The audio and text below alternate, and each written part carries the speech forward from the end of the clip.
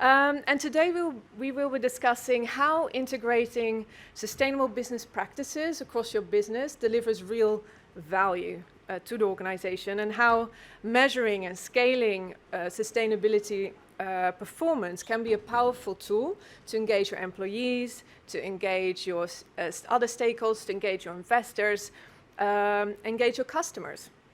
So about 18 months ago, the GSMA launched the ESG Metrics for mobile, working closely with our members and with industry partners to really establish a common, consistent framework to manage those aspects that are really of most material to the mobile industry.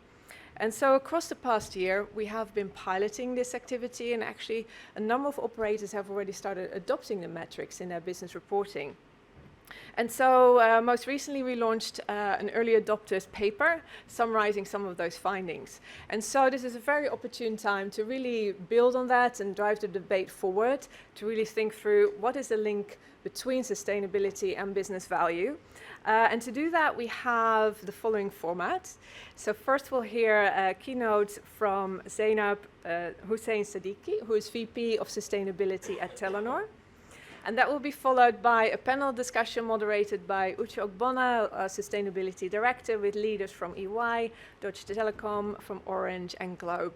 And at the end of the session, we'll also keep some time for questions from the audience. So please keep that in mind. If you have some thoughts, questions you want to check with the speakers, will be an opportunity to raise those towards the end. So to set the scene, I would now like to invite Zainab to the stage. Thank you all very much.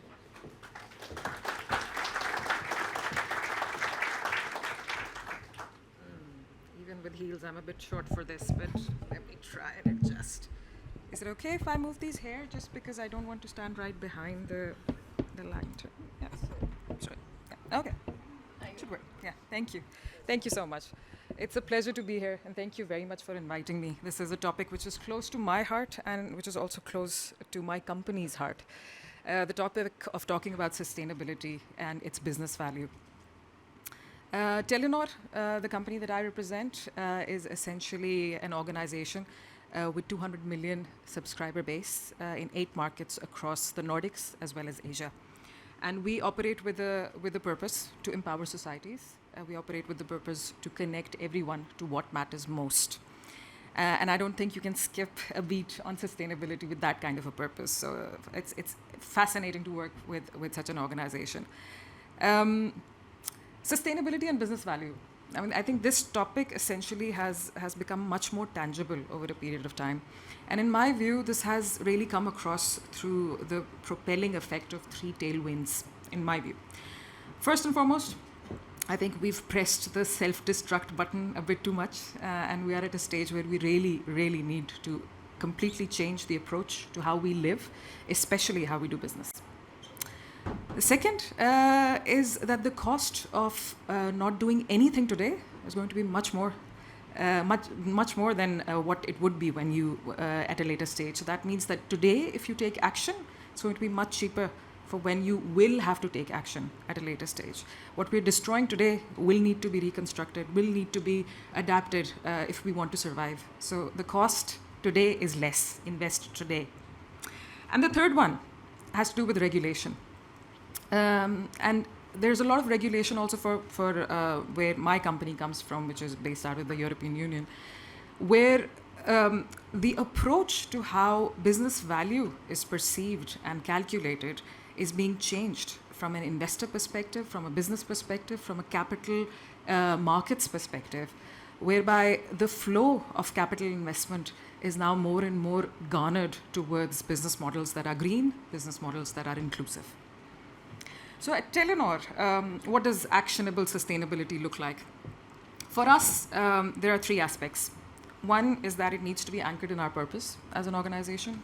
2, it needs to be anchored in the core business of what we do. So essentially, this has to make sense for us as a business. And having done that, it needs to be integrated in our corporate strategy. That's what we do. Then we set our targets, and then we hold ourselves accountable to those targets externally. And then we report on them quarterly as well as on an annual basis. And then the third aspect, which I think has been said many a times but needs to be reiterated, is partnerships. You can only go so far in making an impact by yourself. Partnerships for us are essential in this journey.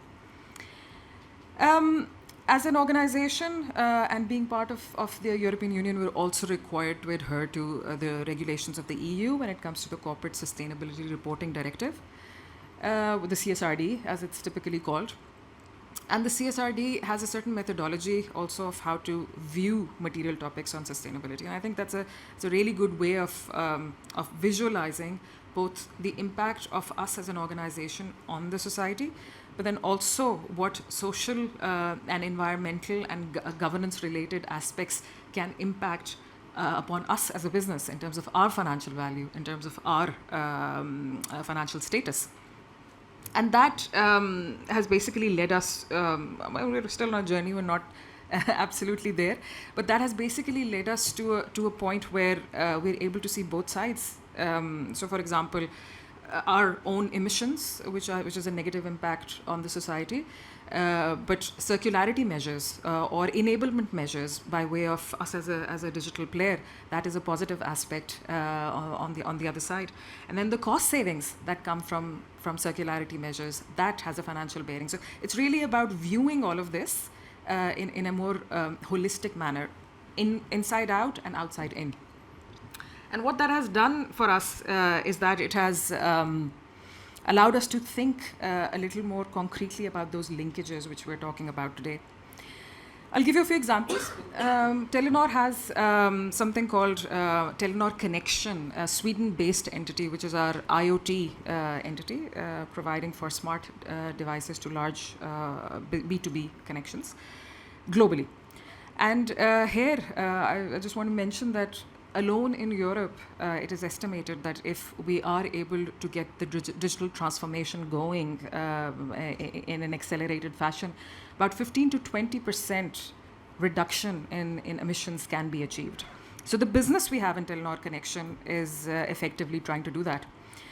A few examples there. Telenor Connection works with Kamstrup and Dong Energy in Denmark, basically providing for meters to a certain water usage and energy usage of customers and giving them their behavior patterns so that they're empowered to then also make sure that they don't use energy inefficiently and that they also conserve water. Similarly, they also work with Scania trucks, giving them connected fleets of trucks, diagnostic data coming in, any reports on downtime are then sort of coming in, and that leads to minimizing any downtime, any failures, leading to, of course, energy saving, reduced emissions, but then also safety. Because I think we tend to talk a lot about climate and environment related impacts, but we tend to forget that it's for us human beings as well, so it needs to have a more holistic approach. The business of our towers and infrastructure area, they took this approach and they also sort of thought of it in a two-pronged way. And then they looked at the cement that they use in tower constructions and the rebar that they use in tower constructions. And they came up with a mechanism to use more efficient materials and more climate-friendly materials, which has led to considerable savings in the company. Then I will also look at time, but would like to talk a little bit about digital inclusion and how we in Telenor look at that, and that's very much part of the report as well that Janine, you mentioned earlier. Material to Telenor as well, and I'm sure it's material to mobile operators everywhere, because the commercial aspect of users who are able to use our products, able to use our services, and for us to expand our potential base is definitely there. And it also helps generate this and opens up this conversation and this space with partners and with customers to really create new products and services. You need to understand and own the services and products in order to be able to do that. I just want to mention that here we set up targets around access and around skill building, so both sides of the story. And then we are holding ourselves accountable, very much on the way to achieve those. One example that I would like to give is of our work in Pakistan, where we came up with a service for women in rural areas. And this service was basically an information service via the mobile phone. These are illiterate women, they can't read, so they need to hear the pieces of information. And we started it as a free service, learned on what is valuable for them, monetized that service, gained 3 times the revenue that we were expecting, reduced our churn, and also improved stickiness around other products. So that really is concrete in that sense. I want to quickly touch upon supply chain as well, because that's also a significant material topic within the GSMA report. We hold ourselves accountable to measuring ourselves on what our supplier conduct principles are. And then we have targets around that to hold ourselves accountable to. But I really want to leave you also with that thought that we have a very science-based way of looking at climate and environment. I'm hoping we can find ways of looking at health and safety, on supply chain sustainability, with really that kind of an angle as well. What would be a factor to sort of look at the lost time injury of a worker and the lost work day for that worker? What would be, for example, a supply chain related incident on bribery, on child labor, which would lead to the stoppage of work for one day? What would that cost a company? I think we really need to get tangible on that end as well. I'm going to conclude, because I know I've run out of time, and Uche is looking at me and says, stop, Zainab, stop. But I finally want to say that there will be topics of sustainability which will not have financial value, at least not by way of the techniques that we use today in terms of measuring financial value. But I think this is where we all as companies need to go back to the purpose and the values of who we are. And I think at this stage, in such cases, the business case of survival and the business case of preserving humanity needs to prevail. I think the case for shared value, the case for investing in our shared future should not be a debatable one going forward. Thank you very much.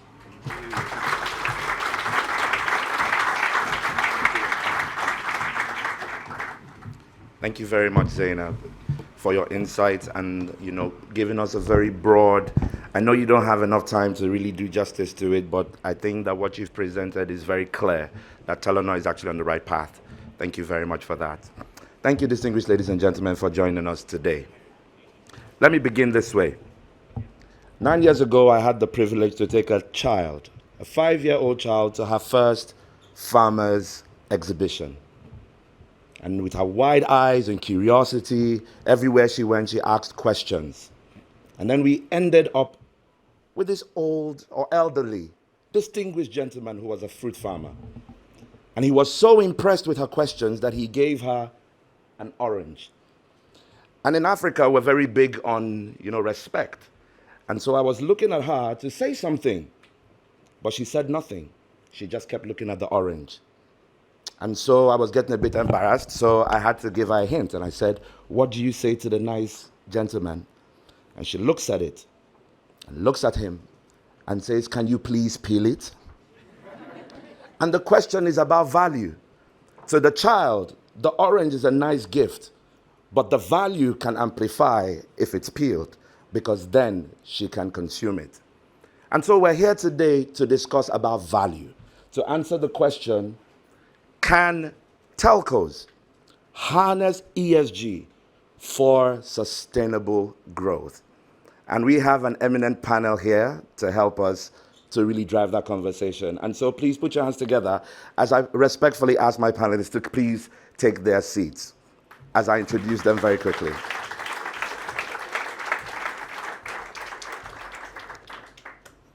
Thank you very much.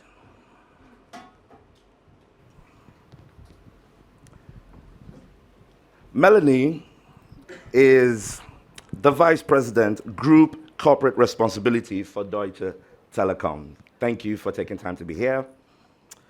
Ben Taylor is the Global Market Leader for EY's Climate Change and Sustainable Business. Thank you for being here with us.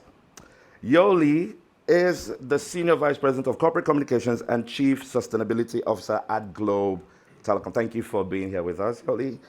And Christian is the Senior Vice President, ESG and large projects. Thank you very, very much for taking time out here. And I'm going to join you right here in the middle. And Kristen, please permit me to start with you, because when I introduced you, you were kind enough to really laugh and all of that. That's very nice for me. So I'm going to start with you, and we're going to get into the conversation right away. Can you hear me?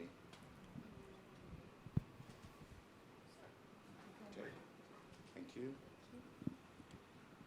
So we're going to start talking about sustainability and business strategy. Thank you. And I'm going to begin with you. I mean, Orange is really big, and you've got, footprint, you've got influence, it's a big company. My question to you directly is, as a large mobile network operator with all the influence that you have, could you speak a bit how you factor sustainability into your business strategy? Yes, with pleasure. Thanks a lot for the question. So obviously, I mean, so maybe just to tell you, because there is a difference a little bit in the way we handle sustainability in the regions where we are. And so I'm representing Orange on the European footprint. So just that you know, my answers will be biased a little bit. No, but I mean, as we saw with, and you will see with all my colleagues here in the panel, sustainability is at the core of our company's strategy, that's for sure. And if you look at just the last kind of interventions that the top management has done, in all the regions, the CEOs have talked in their different countries.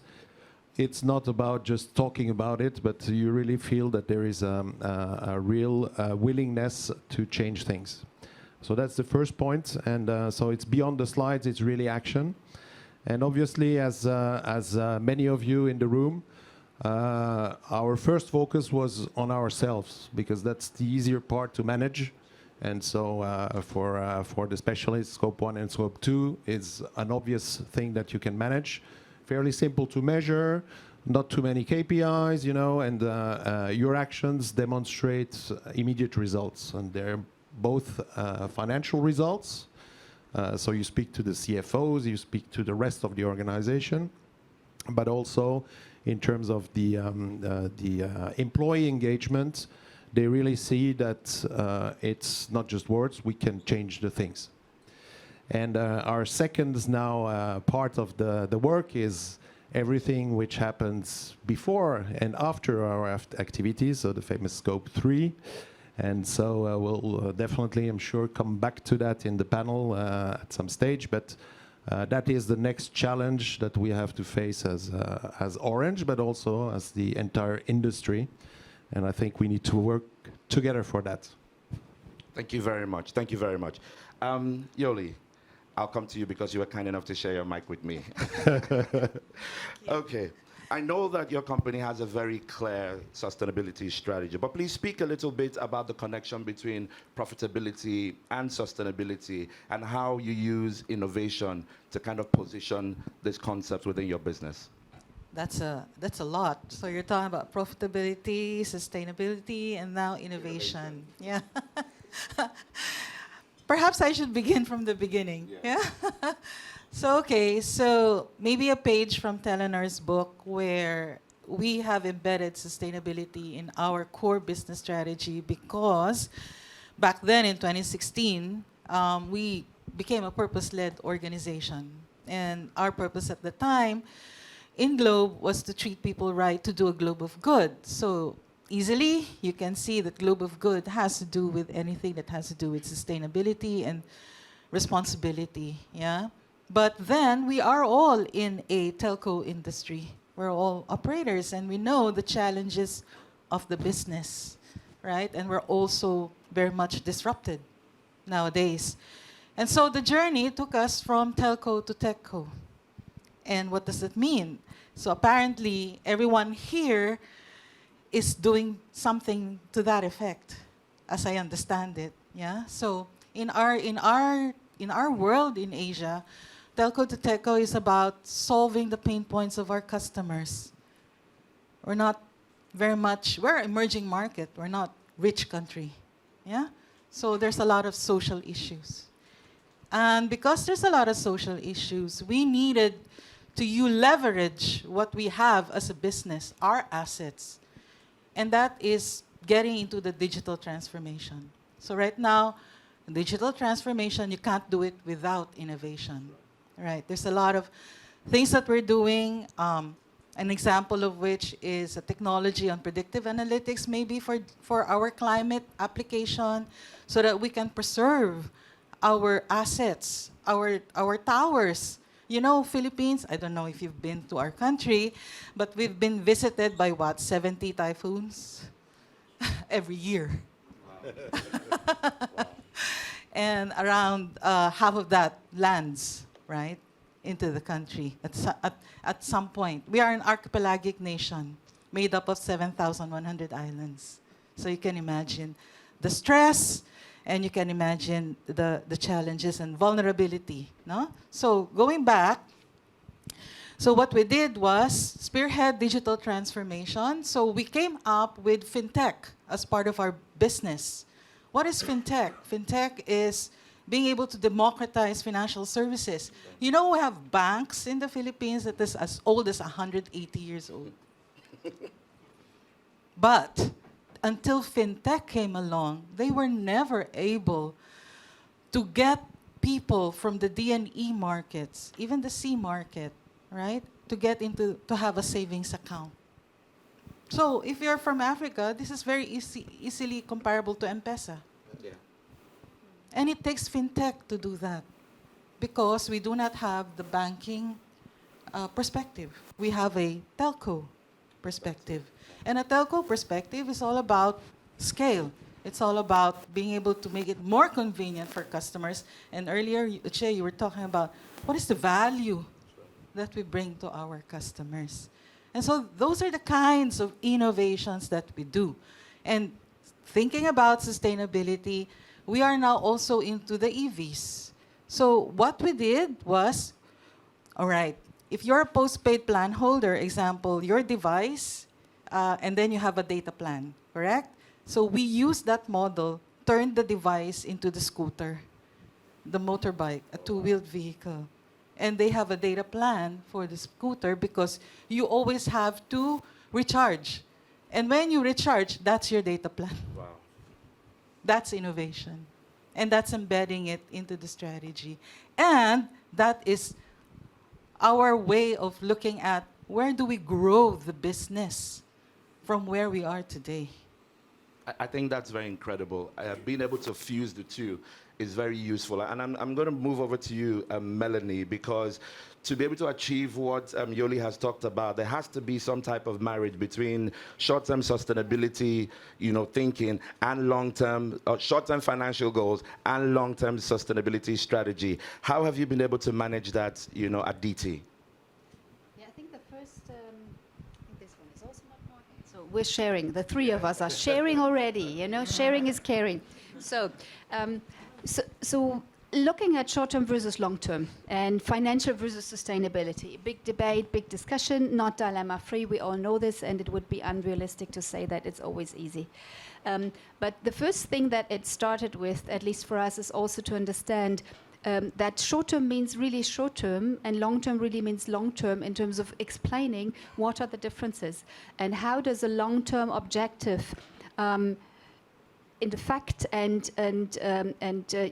causes planning requirements on the short-term cycles. And this was a big discussion we had, for example, at DT by creating different roles in the organization when implementing the strategy, specifically in accounting and controlling, where we started to end up planning the different metrics for our long-term targets, which are committed by the board and are shared by a lot of people to start that planning process and integrate it into the financial planning part, for example, and the financial planning cycle, so that a target which reaches out to 2030 at least has a more solid planning for the next 4 years. This is our internal planning cycle, and this is a great basis. And then there is a rolling process on how to go on with that. And this is a very good, I think, example on how to bridge that gap in the different understandings. One thing which is still not easy for us, and I can imagine that's the same for the others as well, is that the financial planning relies on very concrete data and very concrete scenarios and concepts. Sustainability is about the long-term future, which requires a lot of estimates. There's a lot of judgment, a lot of risk-taking required, which might not be the attitude of the company you're working for. Yeah, so you have to train people. You have to have that dialogue, and we're constantly having that dialogue and asking people to dare to judge on what's happening in 7 years on the business, what's happening in 2040 on our climate development, which is a combination of 100,000 single elements that go together, but dare to judge and then hand in a climate target so that it can be certified by the SBTi.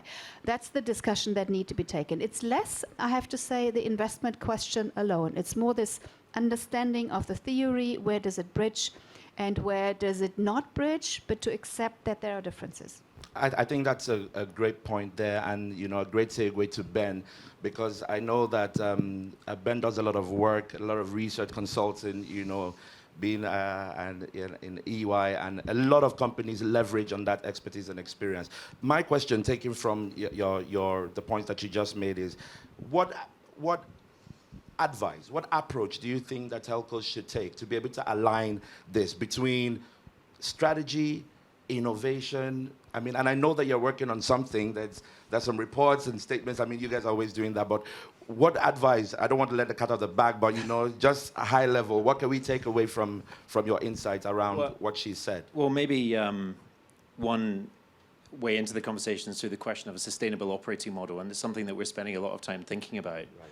And before you can answer that question, you have to say sustainable operating model in the context of what? And the first context, of course, building on Zainab's comments earlier, is the planet. The emissions at the moment are not reducing fast enough. We're heading towards a 3-degree world by 2100. That's going to cause mass disruption. Telco is in many ways really leading the charge and doing much more than other industries are, but it's not enough in terms of the wider cross-sector. So that's going to cause disruption. It's going to be forced on us, or we can disrupt by choice. Right. So sustainable operating model in that context.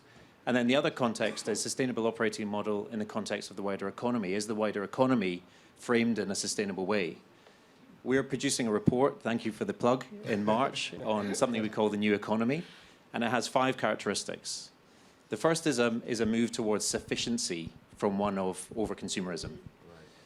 And we know that many people have a lot and some people don't have enough. So it's not to say we all need to reduce our consumption, but we need to flatten it out and consume in different ways. That's going to have mass disruption on companies that are relying on resources and fast fashion, et cetera, to drive sales. The second is circularity, and we've heard a lot in the last 3 days of how important circularity is for the telco industry, both in the consumer handset area, but also in the network and infrastructure space. And the third thing, again, picking up on Zainab's comments, is how we value.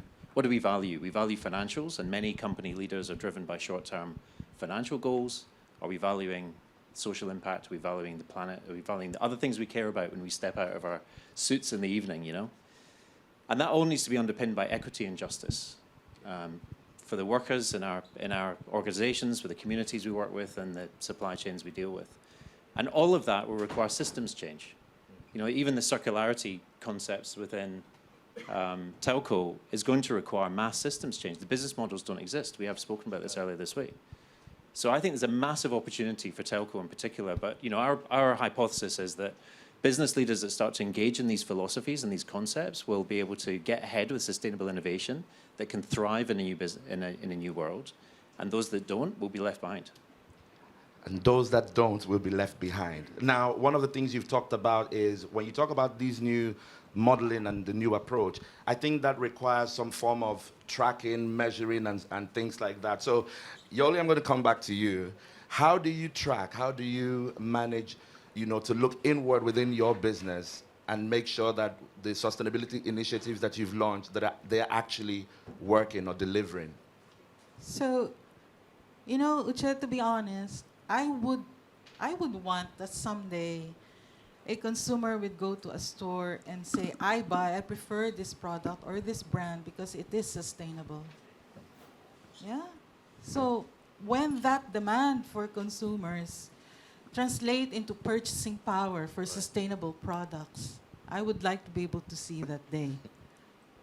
Since it's not yet that day, so we get into proxies. And what are the proxies? You have your MSCI, ESG ratings. Yeah, so Globe is AA rating right now. We're the highest in the country. We have an SBTI approval for our carbon reduction over 1.5 degrees. And other things like corporate reputation index, how customers are viewing us as a sustainable brand. Those are proxies, right? I call them proxies because from an investor lens, there's always, because we are a publicly listed company, there's always this question about, oh, so how are you doing on your ESG? You can't get away from that question if you're doing investor relations, yeah? But from a customer POV, it's about brand lift.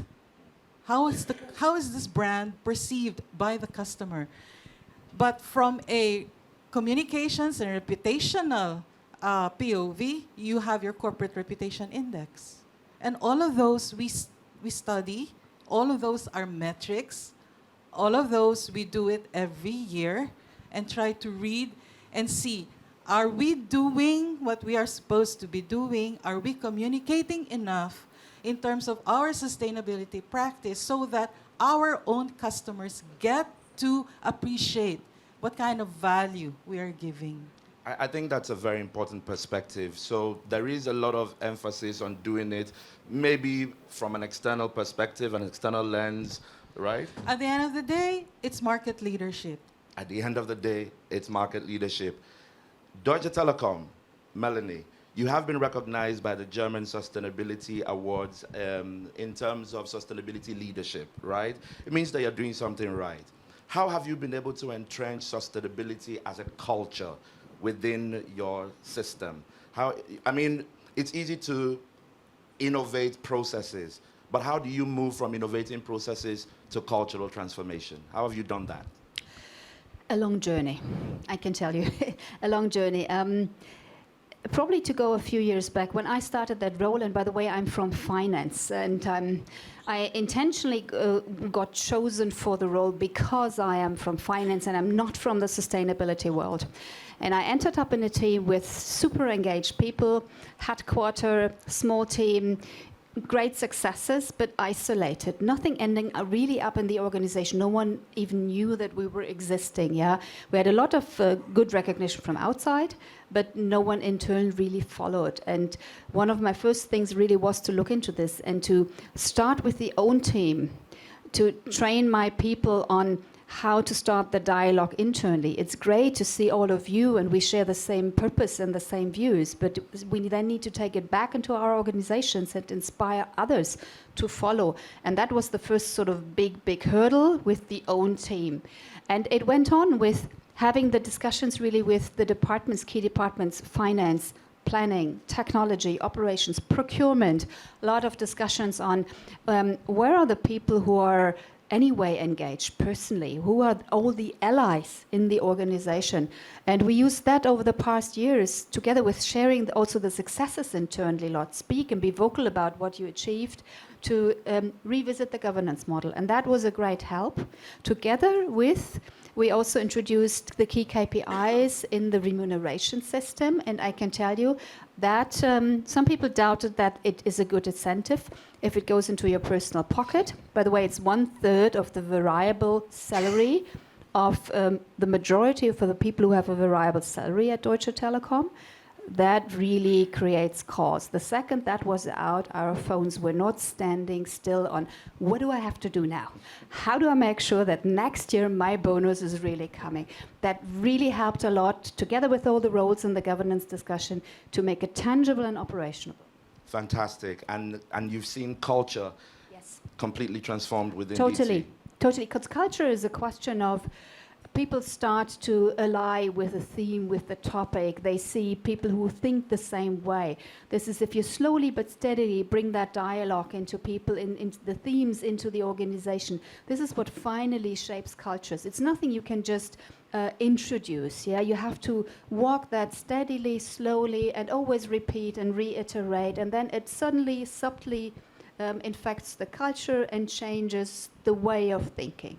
And it's not perfect, by the way, don't get me wrong, yeah? This journey will go on the next 10 years, yeah, because we're not there. But I think we came a good way. Absolutely, great.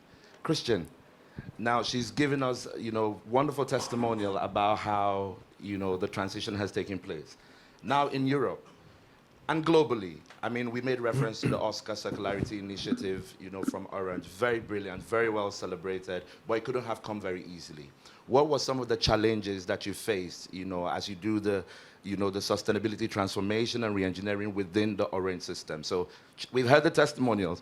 What are the challenges that you faced in Orange? Okay. So I feel very close to what Melanie said. I mean, we went through the same path on the cultural side, and definitely it's just the beginning.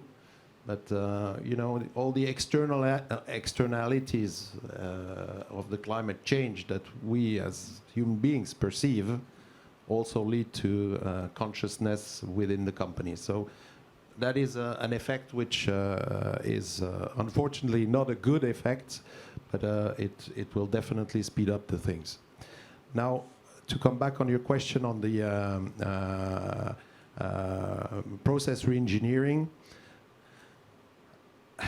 it's a real challenge for most of us, because our pure DNA is engineering. Okay, so we're specialists of engineering in most of our companies, and over the years we have brought our processes to such a way that they work perfectly, and change is difficult. Okay, so that's the first statement. The second statement is we try to position our ESG, and we use a strong word in the communication as the triggering points to change, and so we call it ESG by design, which speaks to the techies, I mean, because design means when you do something new, it's the best opportunity to change and transform it. And obviously work on legacy elements of the organization. I was talking at the very beginning about energy consumption and things like that. That works well.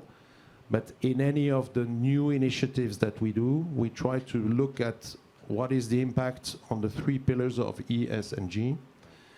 And that helps to really change the way we do things. Yeah. And so you talked about circular economy. That's our next, thing that we have embraced, and we see some real concrete results. So, thanks for mentioning Oscar. But it really allows us to do it differently, and not to jump to the next technology without thinking what will be the impact of it. And I think that is a major change that we need to do with our suppliers as well. And I must frankly admit that there's still a long way to go. And if there are some suppliers in here, they will have heard me before. But it's a consciousness that also the suppliers have to embark in their business model, because it's not just about selling new equipment, but it's thinking of how can I retrofit some of my equipment, because that will help the operators, but help themselves as well on their own targets. Okay, so it is challenging, right? But it's not impossible. And so, Ben, you probably have the hardest question right now, but that's what you do. You solve problems, So my question to you would be, I mean, you've listened to what all the other panelists have said. 2, 3, 4 steps. How do we embed seamless sustainability principles within a telco? I mean, I think we've heard the ingredients from the wonderful Absolutely. colleagues on the panel who, in many ways, are leading the charge. We do a report every year, another report. We do a lot of reports. called the Sustainable Value Study, and we look at what we call pace setters in climate action. So who is making the most progress against the targets they set? This year, sadly, it's gone down from 34% last year to 7% this year, where people are slipping back generally if you look at the progress that people are making. Delivery of the targets, by the way, just a data point, slipped back 14 years in our sample. But if you look at the pace setters, just to draw the focus on those, what are the characteristics of the pace setters? And there's three characteristics that I think we've already heard. One is the governance and accountabilities. When the CEO looks around the table and says, right, who's responsible for scope 3? You're very clear as to who that is. But also, that includes having a sustainability function that has a seat at the table, that's properly funded, because that's often not the case, and has the influence to drive change. So governance and accountability is one. Second of all is empowerment. I think we've heard, Melanie, particularly from you, about empowerment, and that's the narrative, it's the toolkit, it's the inspiration, the consciousness, I love that word, consciousness, that drives the innovation day to day, and the customer service representatives, the engineers, the network operators, that comes from within when people believe, and I think that's super important. And then the third piece maybe we haven't spoken too much about is the systems, processes, and data. Melanie, you touched on it, integrating it. If you're going to run the business through a sustainability lens, and it's as important or nearly as important as everything else you do, you're incentivized through it, then do you have the data?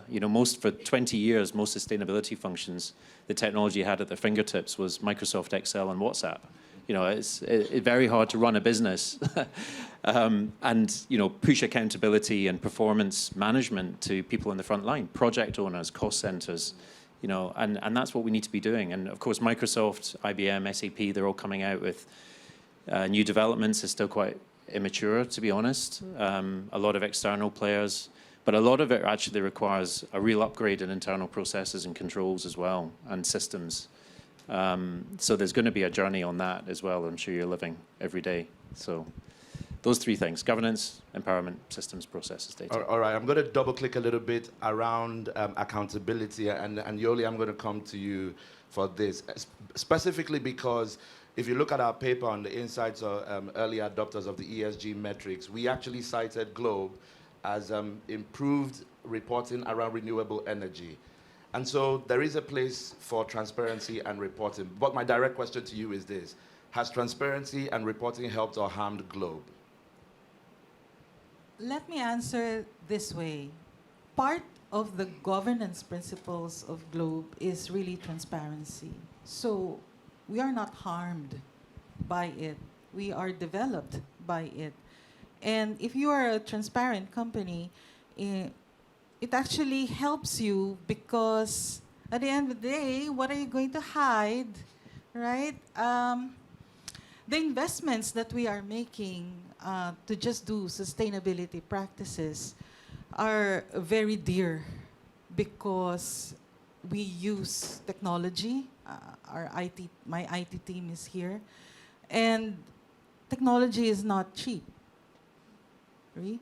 And when you're talking about transformative technology, all the more, right? But more importantly, when you're looking at transparency, it's really our ways of working, how we're dealing with our stakeholders, our shareholders. Yeah. I have a double hat, not just sustainability, but also communications. So if I deal with customers and what's going on in terms of our operations, like outages, for instance, we never hide it. It's part of the business. Why hide it, right? So I think at the end of the day, when you're looking at governance principles, you must have the necessary policies by which you need to operate. But sustainability practice really drives each and every one of us to be really out there, because at the end of the day, sustainability is all about the data. It's all about, that's why it's science-based, because it's data science, right? But it's all about the things that we disclose and the things that are material to our businesses, that our shareholders and our stakeholders care about.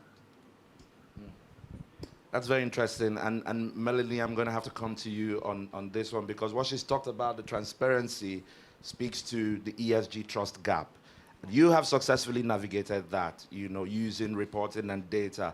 How have you leveraged this level of transparency when you are integrating and interacting with external stakeholders such as investors? Yeah, I think transparency, as you mentioned, Jolie, this is really key, to be vocal about what you're doing, to create a lot of transparency, measurements that your stakeholders can follow. The investor market, the financial market, is driven by quantitative figures, less by qualitative statements. So you have to really speak their language. I think this is important. The same goes to the internal part, because you need the internal stakeholders to create that transparency. They need to understand it in their own language, why you want data and what type of data and what it requires. And I mean, we're reporting since more than 20 years already, and we've come that long way through qualitative statements on the targets, how we progress with projects, really into setting up metrics, bringing it into the systems, and then sharing this with the investors, with customers, specifically on the B2B side. A lot of questions every day on how we perform, very detailed questions. I can tell you, you will know the same question. You will most likely get the same questions, probably from the same clients, because they haven't decided yet who they want. So, and that's what we do. And we are in very regular contact with those stakeholders. I'm doing the investor dialogues, for example, on ESG. And whatever we learn there, we then take it back. It's like with innovation and with process optimization. You take back what you learn, you reconcile, you think of what do I have to change in the reporting, what is required next. And we always have the policy, we try to adopt to it. We try to be at the forefront of opening up. And so far, I have to say, even though when we opened up data where we had to tell we're less good as compared to the year before, or we're not making the progress we promised, and this is happening in sustainability, we've never been punished for that. It was the other way around. I think this transparency is really appreciated, this honesty is appreciated, that not everything works great. And that's probably a nice difference sometimes, if I dare say so, to the financial market, where everything always has to be great. Yeah, I think we don't have to sell that. I'm very happy that we're not in that system yet. I'm going to come over to you, Kristen, not because I want to, but because she actually mentioned you. So I want to continue with her thinking. I mean, it's Thanks, not Melanie. Thanks. Yeah, it's not on me. It's Melanie. Now, she's talked about the impact of, you know, reporting and metrics, you know, and she focused on investors. Let's talk to you about commercially speaking. Has it actually helped your business, commercially speaking? That's a tough question, because in the end, we have to ask also our customers what they think, right? And that's part of the stakeholder discussions that Melanie mentioned. So we also talk to our customers to understand how they perceive the actions that we do. And for that, you know, I mean, having a few metrics, making them understandable, because some of our metrics are rather complicated, and unless you know, I mean, come from the telco industry, it doesn't speak to you. So definitely, I mean, it's as much a work of convincing and demonstrating that we progress to our employees than to our customers. And as I mentioned before, for the process engineering, engineers see that as a challenge, and they get excited about it, and they start very quickly to try to find solutions. The commercial teams in our organization are a little bit more difficult to convince, because, I mean, we talk about business, and it will change the way we do business. And so that's where hard data and facts and metrics help them to understand. And then we see an evolution also of our customers that are much more aware of those problematics, and they walk in our shops and they say, don't you have a refurbished phone or something like that? Okay, so I mean, and we follow those statistics, for example, and we have set ourselves an ambition to be much more also trying to address those concrete requests. And so that's the way we try to use pragmatically, I would say, the data.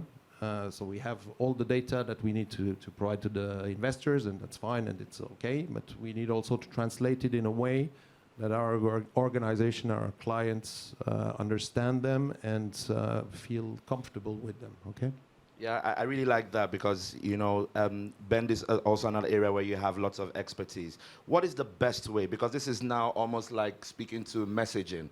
What's the best way that telcos can manage, you know, the narrative, the sustainability narrative, and properly communicate their progress? Yeah, well, I know we're short of time, so Yeah. let me just give you a couple of quick points. I mean, I think investors that we speak to still say that companies generally are being quite selective on their ESG. I think that's obviously having to change with the mandatory regulation coming through. And that was the purpose and function of the ESG Metrics for Mobile report, was to provide that baseline of consistency that telcos could use as a starting point. Clearly, you want to tell your story, you want to differentiate, etc.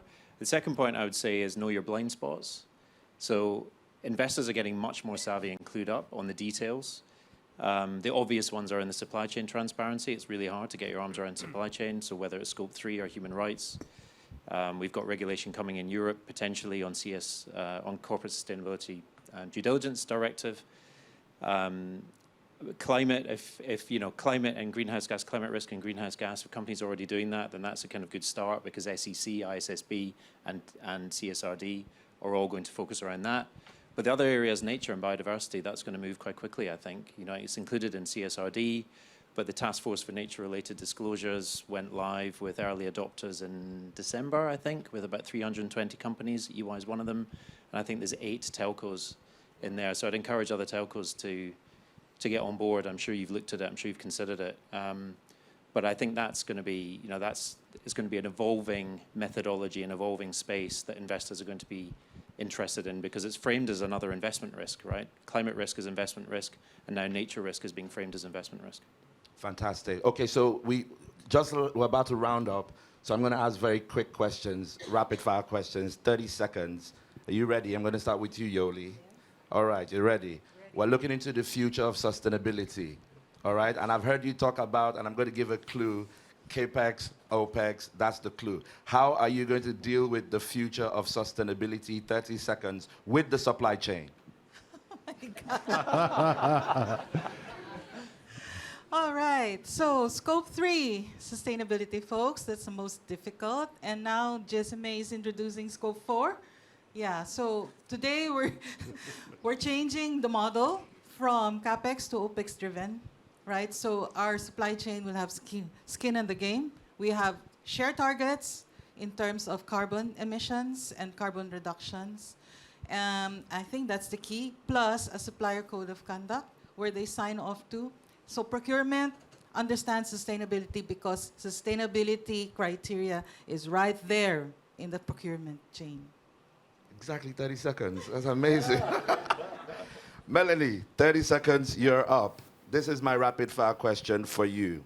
We're looking into the future. All right. What sustainability trend are you most excited about? I think it's AI, because it comes with a super great complexity, and I like complexity because it challenges you. And for me, it has 3 things. The one thing is, how can we leverage AI together with connectivity, digitization, to create all the good things that we could leverage for society, for the planet, for us as human beings. Second thing, and I like solving these problems, what about the downside of AI? It comes with an ethical burden, a human rights burden, biases, and it comes with, by the way, a large footprint. So we have to work on that, but that's super because it needs solutions. The third thing, I hope it can help and enable my own function in the group to make things easier, quicker, better, more transparent. Fantastic, 30 seconds, it's great. Okay, Christian, 25 seconds. Okay, 30 seconds. Still looking into the future.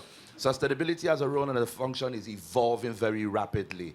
And you know, it was Ben who talked about, you know, the sustainability function must have a seat at the table. 5 years into the future, what do you see as the evolution of the sustainability role within your business?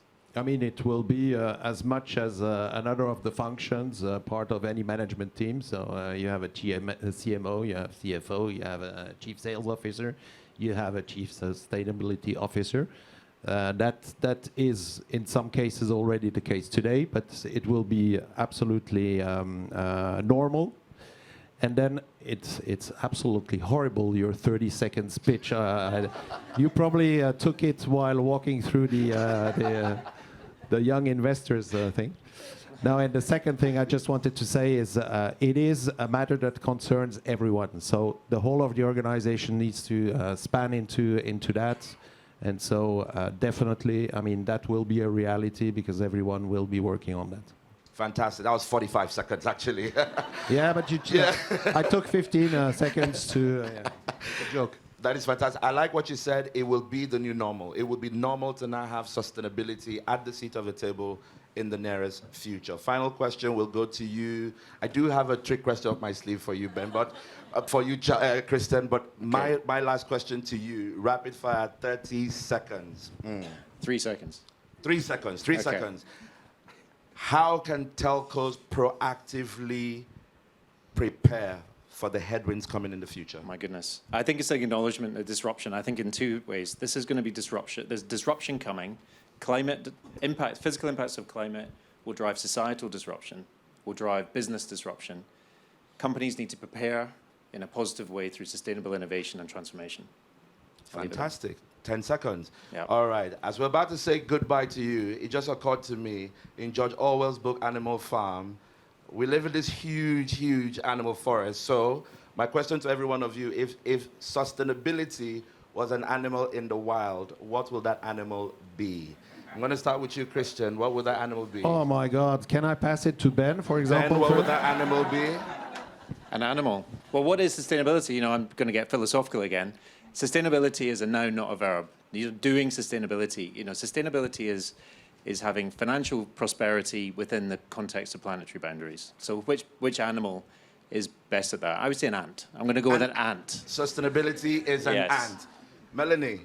I would add to that. I think it could be a dolphin or something like that, because it's an animal that comes with a high empathetic feeling for societies, for belonging to others, a high intelligence, great own language skills. So it's something to really admire, and it's playful and it's fun. I would like it to be that. An ant and a dolphin. Yoli? Lion for me, because there has to be power. There has to be power, right? So we have an ant, a dolphin, a lion, and Christian? And I will go for a polar bear because I hope that in the future there will still be polar bears. If yes, then we will have been able to manage our sustainability problem, and so that's my biggest hope. Voilà. Thank you very much. Fantastic. Thank you so much, ladies and gentlemen. We're going to pause right now. I know there might be questions from the audience. Please, if you have questions, not for me, please. If you have questions for our esteemed panelists. Okay, anyone? All right. We'll be able to take just 2. So very quickly. Okay, 3. Thanks. Yes, sir. Great panel. Thanks so much. My name is Joost de Kluiver. Just a short question. I hear sometimes that sustainability will be important in the future. Those who will not do anything will be left behind. So often I hear as feedback, well, then I'll wait for that moment. What do you say for those, especially in the commercial departments, why they should or could act today? Thanks. Is it okay if I ask Ben, because it was Ben who actually made that statement? So, Ben, could you take an attempt at the question? Well, I think in 2 ways. There's risk and resilience conversation. So that's a way into the conversation often. There's financial loss associated with the risk and resilience in the operating model, and there's a commercial opportunity. I mean, telcos have an amazing opportunity, both in climate response, but also in changing societal norms. You know, tipping points happen with somewhere between 20-25% of society starts to think differently. And I think we're already starting to get there on various dimensions. So, you know, you have such massive consumer bases, such amazing access to human beings' psyche, and how you can change that, I think, is a huge opportunity. Anyone want to add to that? Can I just add, based on our experience, being able to get commercial teams, business teams, onto the fold of sustainability is one of the hardest things we need to do. Yeah, because obviously you have to take care of the business. It's all about the dollar cents, right? But you guys need to get it. Yeah. Why? Because if you're talking about future of business, this is the future of business. Okay. Thank you very much. Okay, the next question, please. Hello. Thank you for this very interesting session. My name is Grégoire Larotte from Dataxis, and I had a question about a very concrete case because, well, some of you mentioned it. I wanted to talk about refurbished handset. So obviously, I believe that, well, you guys from DT, Globe, and Orange, you have a strategy, you have a vision related to that. I would like maybe you to give us more details on what you guys are, like your takes related to refurbished handsets, knowing that you were mentioning the European laws, and there is one that is directly targeting this with the USB-C law. So yeah, so that was my question. What are your views around that? Thank you. Thank you. Yeah, I mean, no doubt, going into reuse, prolonging the longevity of devices, super great thing. For us, the biggest challenge, by the way, and we're experiencing this when we're trying out different models in different markets, is the chain. To sell refurbished devices or to rent out refurbished devices, which would be even better, you need a return before. And you need a partner who does the refurbishing in all the qualities, with all the certifications, etc. This is so that it works. Honestly, this is quite difficult. Today, our customers don't hand the devices back. And I'm pretty sure if you look into your drawers, you will find some. So return them from wherever you are, right? That's the one, the biggest challenge. We do see this, there's a better takeoff in B2B, where we already have a clear strategy, because there also the commercial attractiveness is different. And interestingly, if it's a business phone, you're not emotionally attached to it. And that's, I think, the dilemma we need to solve. How do we get away from this emotional attachment to your phone, that you think this is a core asset, you don't want to give it away, even if it doesn't function anymore, so that it can be repaired somewhere? I don't have the solution today, but that's what we're looking into, because this will then inspire the chain of more refurbishing devices, renting devices, and so on. So really change of business models. Yeah. Yeah, and we see a very disparate kind of behavior. So depending on the markets, it's completely different. We don't have a trend even in Europe, you know. I mean, we see countries where refurbished, and with your accent, you probably come from the same country as I. But in France, I mean, it's, I mean, we have more than 20% of our sales that are refurbished, and it's normal and it's okay, and people like it and they want it, and they bring back their phones. So this circularity exists. Okay, you move a little bit north to Belgium, where we are. They start to think about it, and so it's somewhere in between. And then if you move to our Eastern European part, it's even I have to choose the word carefully, but it's not okay. It gives a negative sign that if you buy a refurbished phone, it demonstrates that you're not able to buy a new phone. Okay, so you see that the way it is perceived in the different markets. And I fully agree with you, Melanie. I mean, we need to work on the end-to-end process of because I mean, we do a lot of collection. We do a part of refurbished, but it's never the same phones. Okay, so we work with different partners, and we have to work on that virtuous circle that our customers bring it back, we refurbished or recycle it, and it goes back into the market. And that's a challenge for us all. It's a challenge for the vendors as well, the partners, etc. But we will get there. All right, thank you very much. We'll take the last question. All the questions are from the left. Thank you so much. I work in the development finance field, and I'm advisor. I'm an advisor to development finance institutions. So I'm interested in hearing your thoughts or any reflection on CRM, so the critical raw material extraction. If there's anything you can share about that, and I'm conscious of time, but also interested in the sustainable finance regulation. Is that if that's impacting your work and your 2 cents on that?